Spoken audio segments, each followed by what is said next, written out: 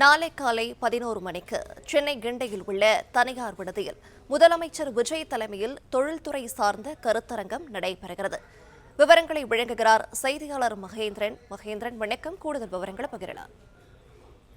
தொழில் நிறுவனங்களில் தொழில் முதலீடுகளை ஈர்க்கக்கூடிய வகையில நாளை தமிழ்நாடு அரசு சார்பில் சென்னை கிண்டியில் இருக்கக்கூடிய தயார் நட்சத்திர விடுதியில் முதலமைச்சர் விஜய் தலைமையில் தொழில்துறை சார்ந்த கருத்தரங்கம் நடைபெறுகிறது.